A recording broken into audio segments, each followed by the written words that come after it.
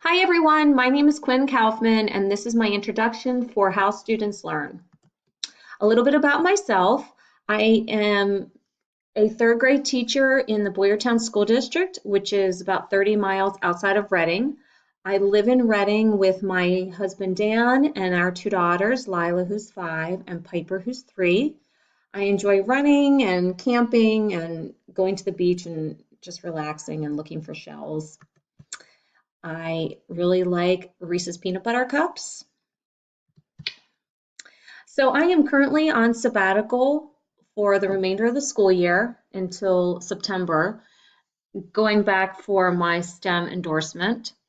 And since science-related jobs are on the rise, I think it's important to focus on exposing our students to these disciplines, so they may be more likely to want to pursue this field in the future. I enjoy teaching these subjects and I'm looking for ways to incorporate them into my classroom. And I'd like to bring a STEM program to my district geared towards the elementary level, since we do not currently have anything like that in place. So how do students learn science? Throughout the readings, it really focused on inquiry-based learning, and this involves observation, imagination, and reasoning, the use of tools and procedures through authentic inquiry. I really liked how it focused on imagination and giving students the time to explore. It's not just about conducting experiments through the textbook based on the scientific method, how we have been taught in the past. Some barriers to science learning.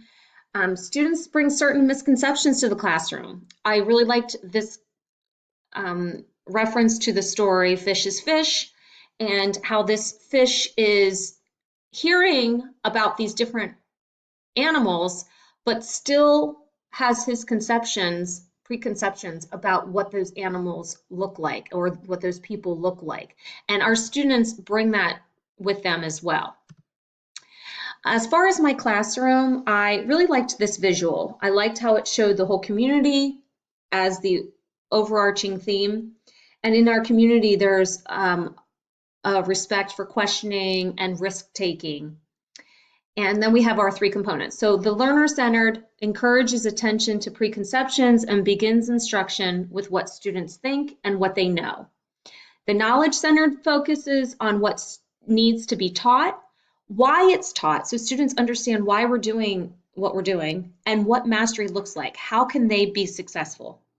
And in the assessment component, it emphasizes the need to provide frequent opportunities through formative assessments to guide learning and instruction. So we are constantly changing how we are learning so we know what we should be doing next. I didn't realize there were so many different perspectives on how STEM looks in a classroom, and I enjoyed reading about them. I would say at this point, this is where my classroom is right now. Like I said, we don't have a STEM program per se in our district, so I have been trying to incorporate different STEM-related activities weekly during our science class. And so technology, engineering, or math are just supporting that lesson as necessary. I'd like to move a little bit more towards this, where the 4 disciplines are more coordinated, so that if we teach graphing and math, it might be used later on in our science or engineering.